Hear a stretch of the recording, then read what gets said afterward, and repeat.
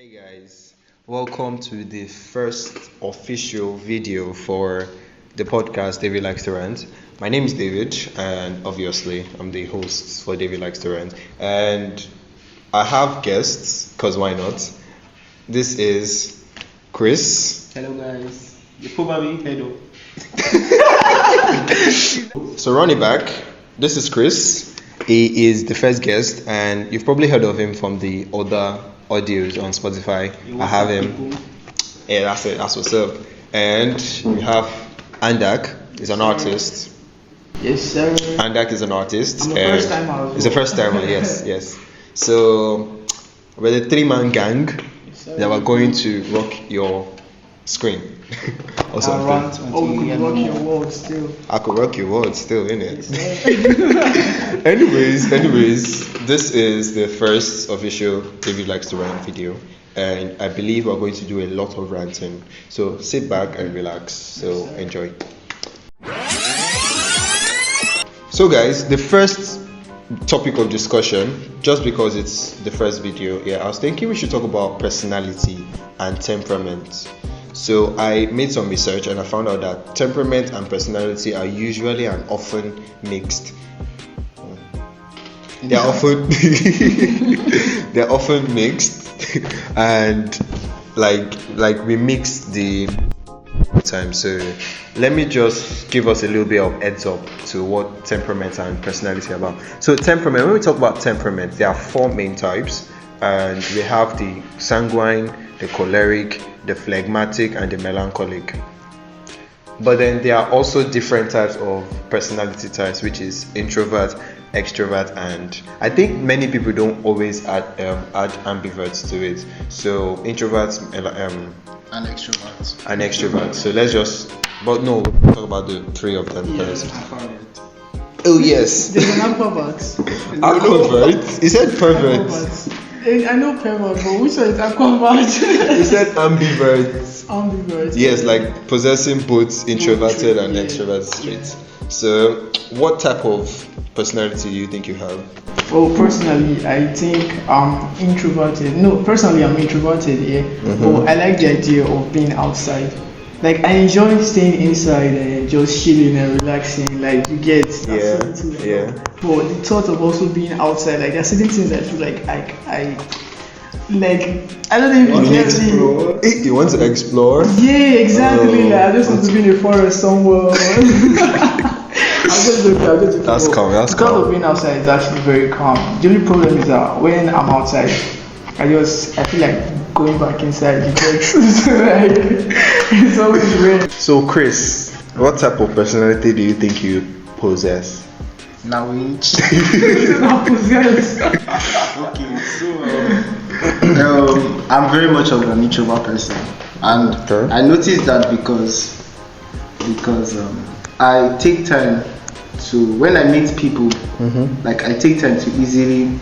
We don't just accept, like I meet you to another person. Like once I'm in a group, like once we are just in a group, and then I just like to say less. Okay. And then I enjoy like solitude a lot. Okay. That makes sense, Yeah, it does. So, I think the sole purpose of this topic, temperament and personality, is to create a little bit of awareness to you all out there. Just so you know that the reason some people behave the way they do is because of that is exactly how they are meant to behave. So, the purpose. Okay, let me just read this article out for you guys so you can see. Versus personality, that's what it says. It says both terms are similar and often used interchangeably. They are distinct from each other. Your temperament isn't the same as your personality. Blah blah blah blah blah blah blah blah. So your personality is also more likely to change than your temperament, as well as you age. As you age and live through new life experiences, which means there's a chance for your personality to change. When I was younger, I was more of, I don't talk to people. Why? Because I don't want to. Because why?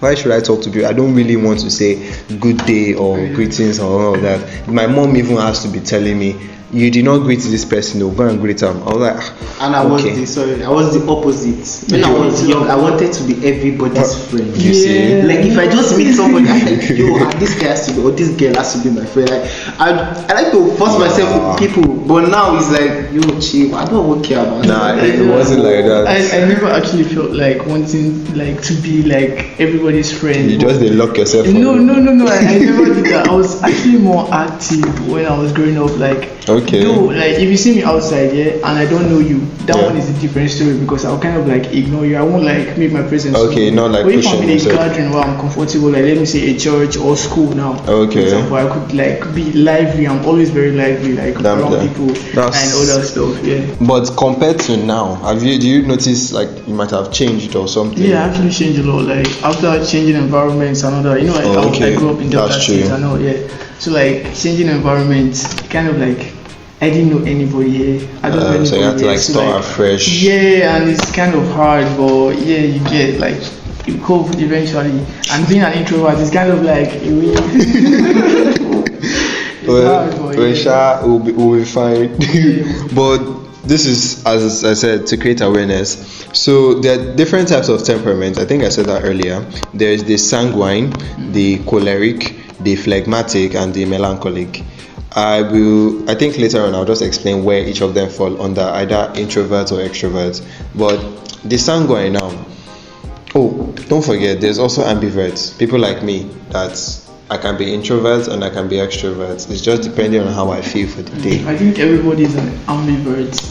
With the kind of I think Nigerian people are ambiverts. Yes. Let's put it that way. Yeah. Because we have many instances, many things to change our personality. Because the economy, I said it before, the economy is drastic. It's crazy. So it's good. Very good. The economic is very No, good. you'll be like the economy is good in Jesus' name. Amen. Let's put it that way. Okay, what did I say in Jesus' name, right? But yeah, as I said, and you just explained how your personality could change. Now imagine somebody that was brought up in a top class, top notch environment to which everything is easy and then there's a maid to do everything for you, and then boom, you switch and then you come back to Nigeria. Oh my gosh, Lagos to be precise. I don't know about other states. Lagos to be precise. You're now on the mainland again. Oh, I'm not saying you guys on the mainland are suffering. You might be, but That's Are we even on the island? This is not the main island. This doesn't even feel like an what? island. No, it's actually an island. It is now. No. There's a river at the back, Word. That's island still. So let's rant less. Okay. Never. I'll keep ranting. You keep right. So the sanguine says people who are defined as sanguines are typically extroverted and sociable. They are chipper, CHIPPER, people who see a glass as half full instead of half empty. Wow. Do you understand? You see a glass, it's more like you see this bottle as is. That means they are more half positive. Yeah, they are positive. Exactly, optimistic. Yeah. That's crazy. I love this definition.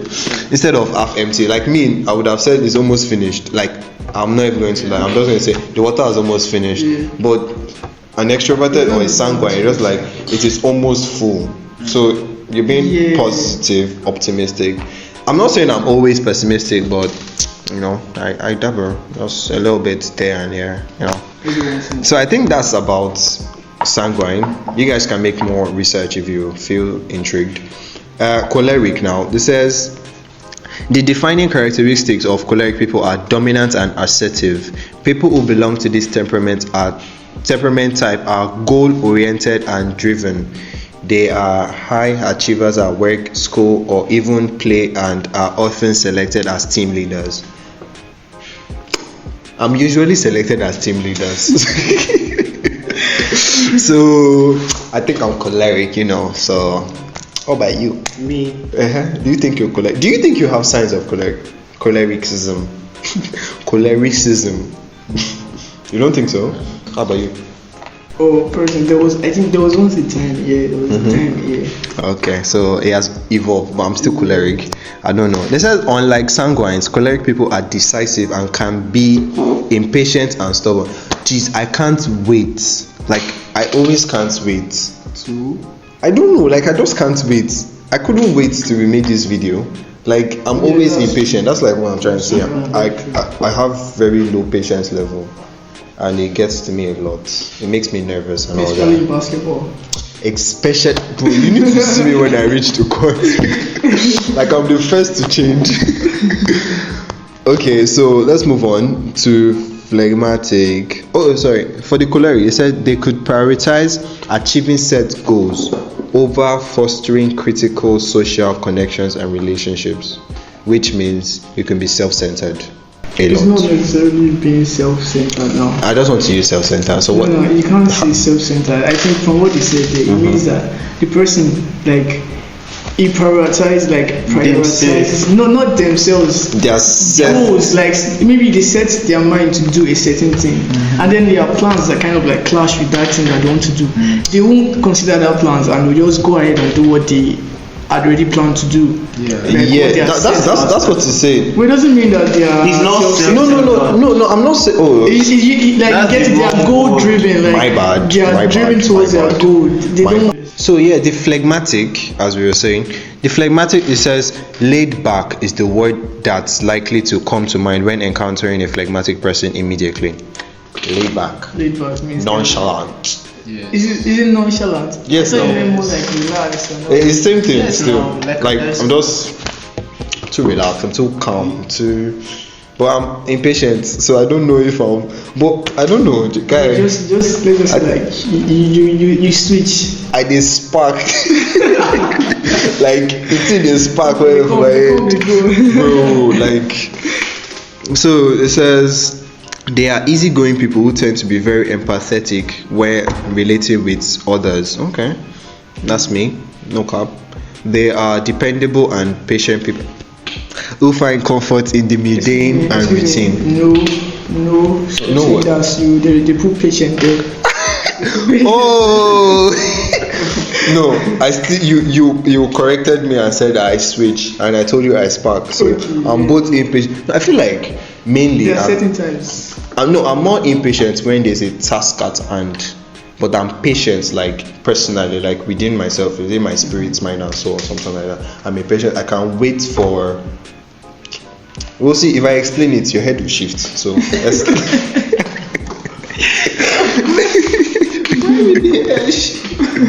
I don't know. I'm just saying. Of course. So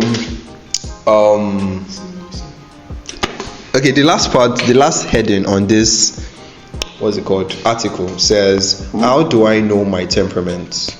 So let's get on with this. It says the internet is rife with dozens of self-assessment tools to help you determine your temperament. It's essential to be careful when using these tools. However, many of them may not produce accurate results, and people often need to be self-aware enough to answer the questions in these self-assessment to test honestly.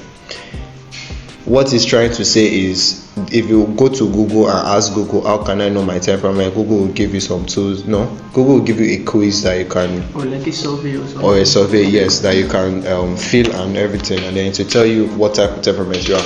But it never said that Google is going to give you the correct answer for everything. Accurate, thank you. It's not going to be very accurate. I was also going to say something like, Google, don't trust Google. Yeah. Don't trust Google for some things. Because Google can be very dramatic. Exactly, that's one. And Google will monetize your knowledge. It will make you think, because I saw one one video on TikTok. It said something about how Google is somehow a monopoly. And I'm not trying to say this to what's the word? Is it chastise or blame or criticize Google? Criticize. I'm not trying to say this to criticize Google. Yeah, I'm just saying that it's just like based on personal research that I've made.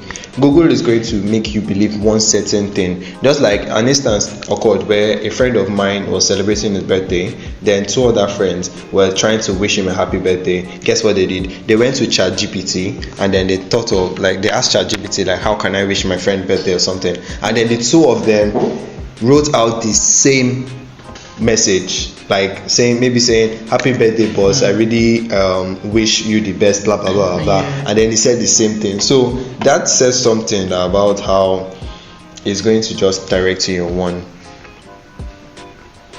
direction. But if you look at it, ChatGPT is not really Google now, is it? No. Oh. But they are like all related. But you get my point. I think.